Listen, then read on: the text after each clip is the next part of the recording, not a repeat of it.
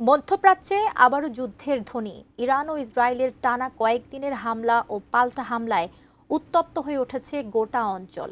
বাড়ছে প্রাণহানি, জেগে উঠছে ভয়াবহ যুদ্ধের শঙ্কা। কিন্তু প্রশ্ন হলো, কোন দিকে মোড় নেবে এই সংঘাত? বিস্তারিত আরিফ হাসানের প্রতিবেদনে। ১৩ জুন প্রথম প্রহরে আকাশ প্রতিরক্ষা ব্যবস্থা ফাঁকি দিয়ে তেহরানের আকাশে উঠতে থাকে ২০০টিরও বেশি ইসরায়েলি যুদ্ধবিমান। মুহূর্তে নজিরবিহীন হামলা চালানো হয় ইরানের রাজধানী তেহরান সহ একাধিক সামরিক ও পারমাণবিক স্থাপনায়। ইসরায়েল এই অভিযানের নাম দিয়েছে অপারেশন রাইজিং লায়ন, যার মূল লক্ষ্য ছিল ইরানের বিতর্কিত পারমাণবিক কর্মসূচিকে সম্পূর্ণ ধ্বংস করে দেওয়া। কিন্তু ইরানও চুপ করে বসে নেই। প্রতিশোধের আগুনে জ্বলে ওঠে তারাও। শুরু করে ট্রু প্রমিস 3 নামের পাল্টা সামরিক অভিযান। এই আক্রমণ পাল্টা আক্রমণ ইতিমধ্যেই দুই দেশের মধ্যে সরাসরি যুদ্ধের রূপ নিয়েছে। তবে প্রশ্ন উঠছে, এই যুদ্ধ কতদিন চলবে? ১৩ জুনের হামলায় ইসরায়েল লক্ষ্য করেছে ইরানের মূল ইউরেনিয়াম সমৃদ্ধকরণ কেন্দ্র নাতাঞ্জ, ক্ষেপণাস্ত্র কারখানা, শীর্ষ সামরিক ও পরমাণু বিজ্ঞানী। হামলায় নিহত হন ইরানের বিপ্লবী গার্ড বাহিনীর প্রধান হোসেন সালামি, সশস্ত্র বাহিনীর প্রধান মোহাম্মদ বাঘিরি এবং পরমাণু সংস্থার শীর্ষস্থানীয় ৬ বিজ্ঞানী। বিশ্বমানের থার্মিক্স রড, সালাম স্টিল থার্মিক্স, দেশের একমাত্র থার্মিক্স রড।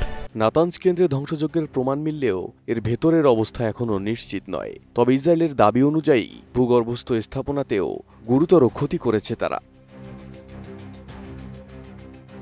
এদিকে পাল্টা হামলায় ইরান ১০০টিরও বেশি ড্রোন ছুড়লেও সেগুলোর বেশিরভাগ মাঝপথেই ধ্বংস হয়ে যায়। তবুও তেল আবিবে গুরুতর আঘাত হানতে সক্ষম হয়েছে তেহরান।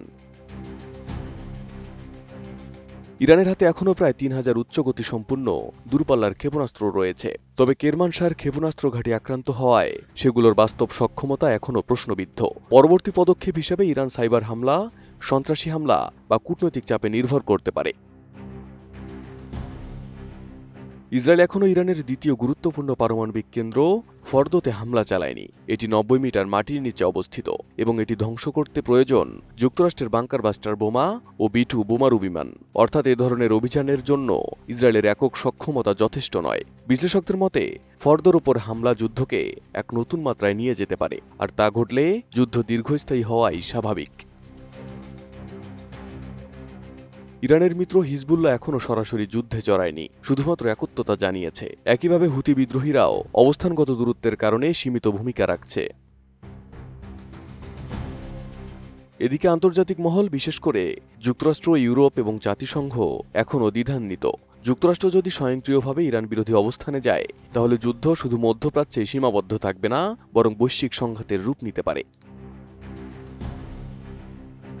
এই যুদ্ধ কতদিন চলবে তা নিশ্চিত করে বলা কঠিন, কিন্তু পরমাণু কেন্দ্র ধ্বংস, সামরিক নেতৃত্ব হারানো এবং আঞ্চলিক মিত্রদের সীমিত সম্পৃক্ততা সব মিলিয়ে ইরান তাৎক্ষণিকভাবে বড় প্রতিক্রিয়া দেখাতে না পারলেও দীর্ঘমেয়াদে এক জটিল, অনিশ্চিত ও দীর্ঘস্থায়ী যুদ্ধের সম্ভাবনা তৈরি হয়েছে।